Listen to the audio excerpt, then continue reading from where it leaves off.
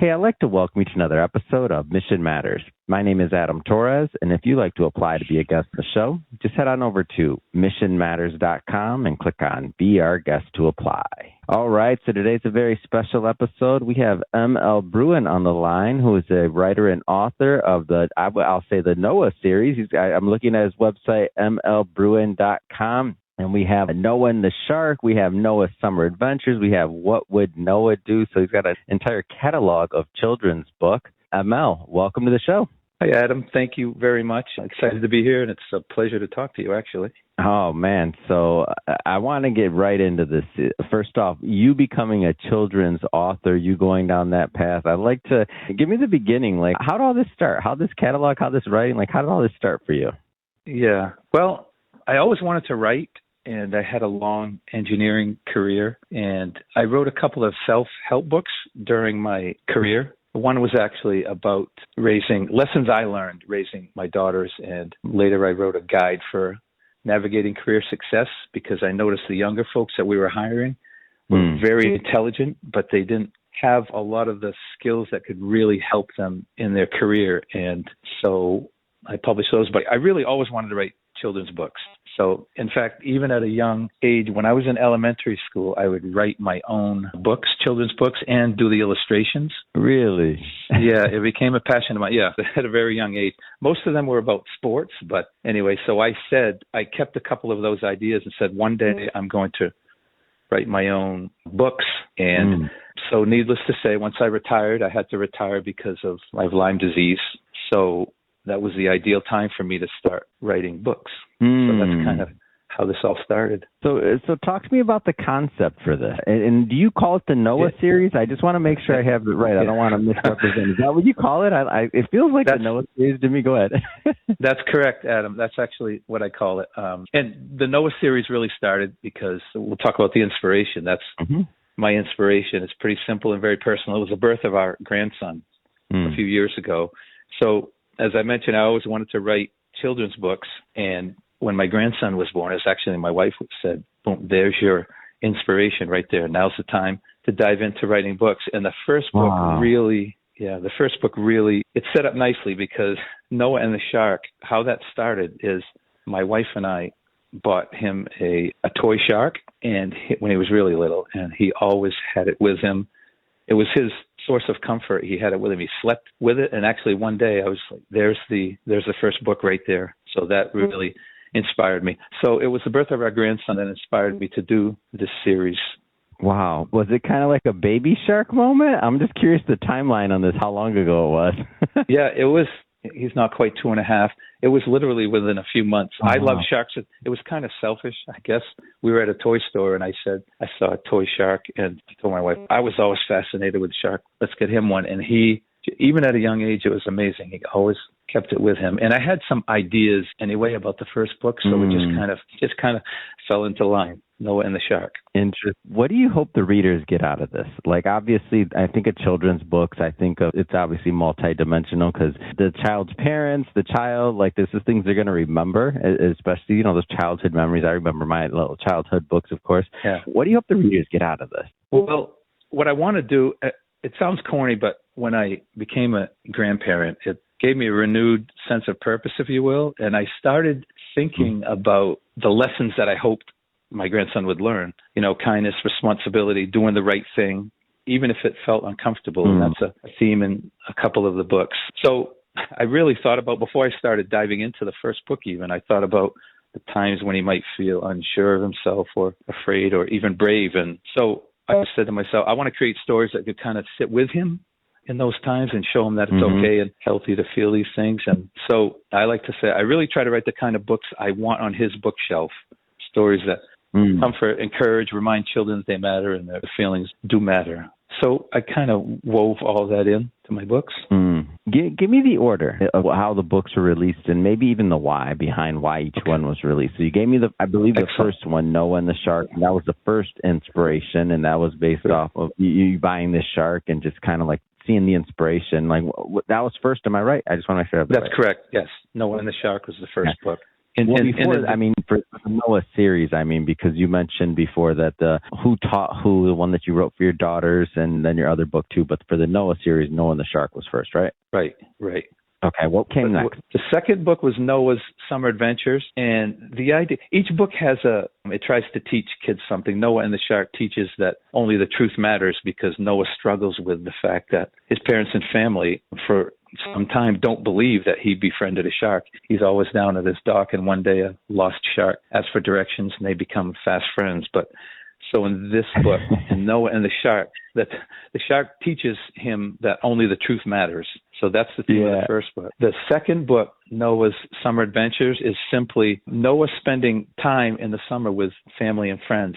And these aren't huge, important, luxurious trips. They're simple times spent with family. And actually, some of the events in the book, we incorporated things that are really happened to him in his life, so it would be an interesting memory for him. But what I want kids to get out of the second book is just be inspired and look forward to and really appreciate simple times with your family, going to the farm, going to the beach, going to a wedding, things like that. So that was what's behind the second book. The third book in the series is What Would Noah Do? This book really focuses on character and decision making. So in this story, I have Noah facing everyday challenges that might cause him to pause or stop and think about the kind of person he wants to be. It's really about kindness, taking responsibility and helping others, and making choices that doing the right thing, even when it may be difficult or even scary to a young child. So the message here is, I guess, small decisions matter, and children are capable of doing the right thing in their daily lives,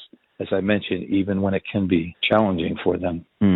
Talk to me a bit about the illustrations, because they're beautiful. I'm curious how you came up with that piece. I know you said when you were a kid, you were illustrating the book yourself. Did you illustrate this, or talk to me about the illustrations? They're beautiful. Yeah. Thank you. The publisher has an illustrator that does them. When I first started writing, I spent much time illustrating and realized after not a long period of time that no, it wasn't going to work out. The ideas I presented, I'm not talented enough to do it, so they set me up with an illustrator. But thanks for saying that. That's one of the biggest comments we get, is that the full-page illustrations are really colorful and beautiful, and the illustrator does a great job. That takes the most time, believe it or not. It takes a while for me to write, but the illustrations, because there are so many edits and there are scenes that I want to come across in a certain way that don't look just right, so it takes a lot of iterations, but yes, they supply the illustrator to help me, fortunately.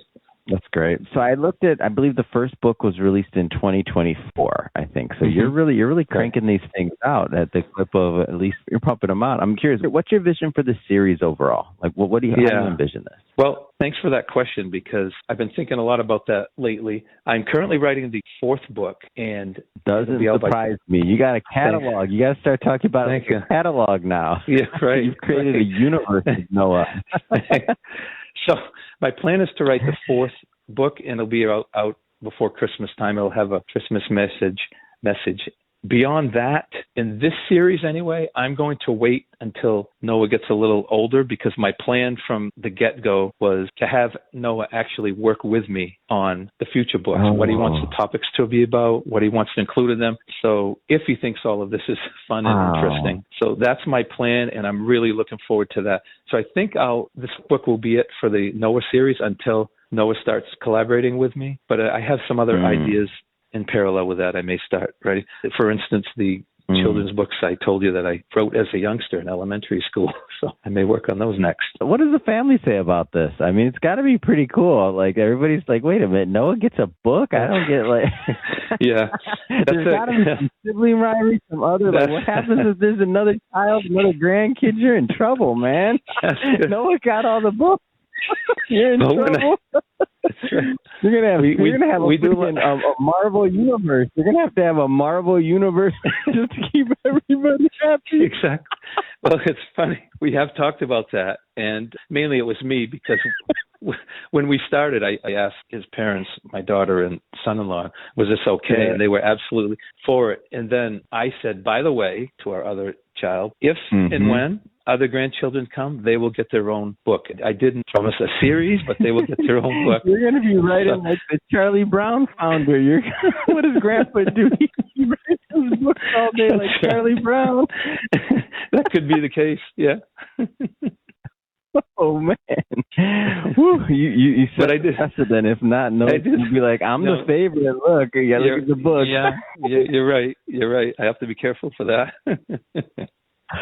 Oh, man, that's great. But what a legacy. I love it. And it's great to see. And what's been the feedback from like the readers? I'm sure people love this. I can tell. Like people just love this thing, don't they? It's been, how do I say? It's been far beyond my expectations. And that's the biggest thing. If we're if we're at a book signing or something and people come up and say, or teachers come up and say, oh, my class loves your books. I want to buy the rest of them. Will you come in? And then to see the children, their face light up, we try to include them at the book sign. That's the best. You're right. It's unbelievable. That's the best feeling because that's who I want to reach, right, and inspire is the youngsters. So, yes, it's been amazing. Thank you for asking. Yeah, I figured it has to be like when you see a little kid's face light up seeing, and you think about like the pages of like how it took to write it and illustrate it, and then your inspiration. Like it's the gift that just keeps giving. I feel like it's got to be amazing. No, that's a great way to put it, Adam. Yeah. It's true. Well, Mark, this has been a lot of fun having you on today and just learning more about the Marvel universe of Noah. No, the universe of Noah and the catalog you have going. And now I already know they're going to keep you busy. You're going to be writing a whole lot more, which is wonderful. Because exactly. When somebody puts something in a book like this and that passed down knowledge, I just feel like that's one of the things that uplifts us all, like, and pass on that knowledge. So that's wonderful. Thank you. If somebody wants to pick copies of this book and to get them in their hands and to follow your journey, how do they do that? Right. My website is mlbruin, BRUIN.com, where people can see what I'm working on and where I will be doing events and when the books are coming out. The books are sold at everywhere you buy books, really. You can find my books. Instagram is mlbruin, MLBRUIN, and Facebook is mlbruin-author. Fantastic. And for everybody listening, just so you know, we'll definitely put some links in the show notes. You can go to Mark's website, check it out, and just connect with them on social and otherwise so you can grab some of these books. And speaking of the author, if this is your first time with Mission Matters and you haven't followed Mark or subscribed to our show, definitely go to Mark's Facebook page, all of that, follow him, make sure you get connected there. And then for us, make sure you hit the subscribe or follow button because this is a daily show. Yes, you heard me correct. Each and every day, we bring you new content, new ideas, and hopefully new inspiration to help you along the way in your journey. So we don't want you to miss any of those upcoming episodes. So hit that subscribe or follow button. And Mark, appreciate you making some time for us to come in on the show. Thank you. Thanks, Adam. It's been fun and really a pleasure to speak with you.